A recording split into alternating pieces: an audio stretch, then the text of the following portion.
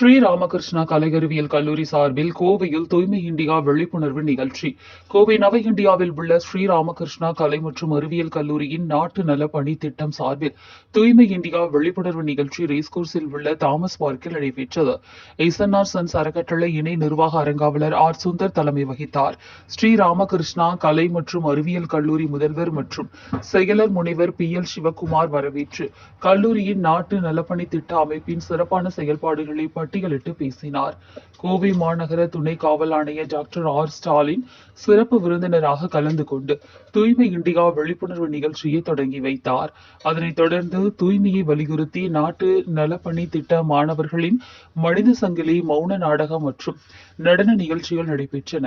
இந்நிகழ்ச்சியில் சென்னை, புதுச்சேரி, அந்தமான் மற்றும் நிக்கோபார் தீவுகளின் மண்டல இயக்குனர் முனைவர் C. சாமுவேல் செல்லையா, பாரதியார் பல்கலைக்கழக நாட்டு நலப்பணி திட்ட ஒருங்கிணைப்பாளர் முனைவர் R. அண்ணாதுரை மற்றும் நாட்டு நலப்பணி திட்ட மாணவ மாணவிகள் கலந்து கொண்டனர்.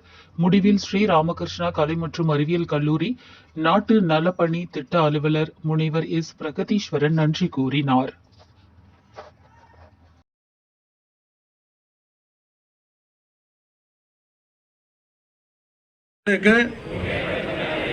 நான் 100 மணி நேரம் செலவிடுவேன் என்று உறுதியளிக்கிறேன்.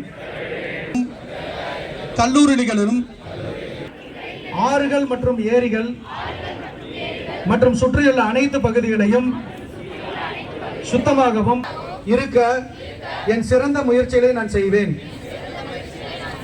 எல்லா இடங்களிலும் எனது பொறுப்புணர்வு மற்றும் நேர்மையான முயற்சிகளுடன் என் வாழ்நாளின் என்னால் முடிந்த எல்லா வழிகளிலும் Swachh Bharat human chain programme நடக்குது.